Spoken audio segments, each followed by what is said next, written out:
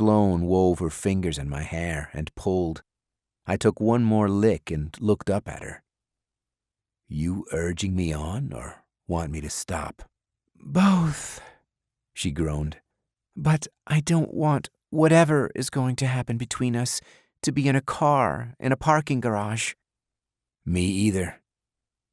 I covered her perfect breast with her bra and pulled her sweater down to her waist, but I resisted. I took a deep breath, put the car in gear, and backed out of the parking space.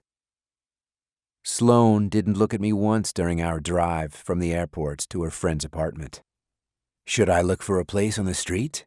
I asked. "Her building has parking."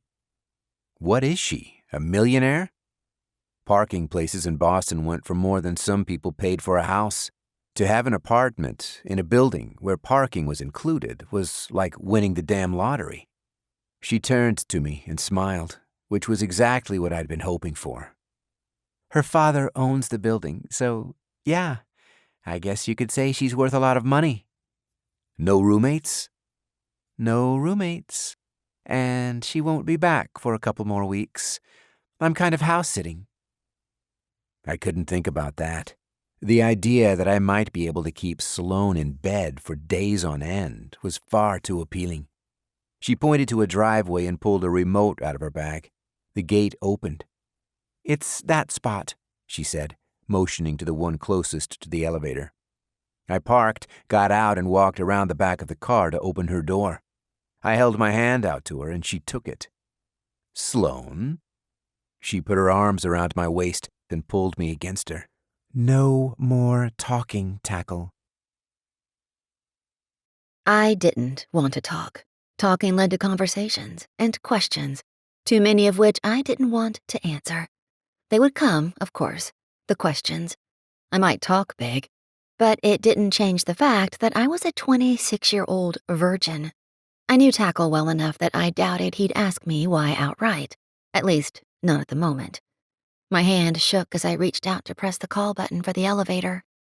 When it happened again, once we were inside, Tackle reached out too. "What floor?" he asked. 3. He pushed the number, turned my body to face his, and wrapped one arm around me.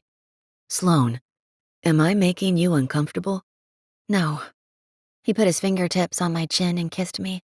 The elevator fantasies I had didn't have time to play out during our quick 3-floor ride. "It's this way." I pointed and led him down the hallway. "Give me the key," he said when I stopped in front of the door.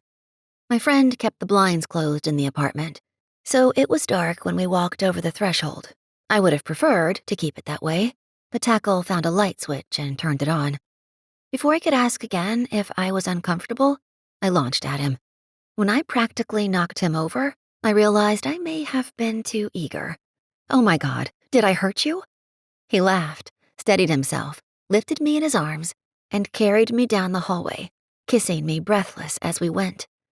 He eased us both onto the bed and immediately brought his mouth back to mine as we pulled at each other's clothes. He pulled away. "Sloane?" I closed my eyes, silently begging, pleading, praying that he wasn't about to tell me this was a bad idea or that he'd changed his mind. "What?" "I don't have any condoms,"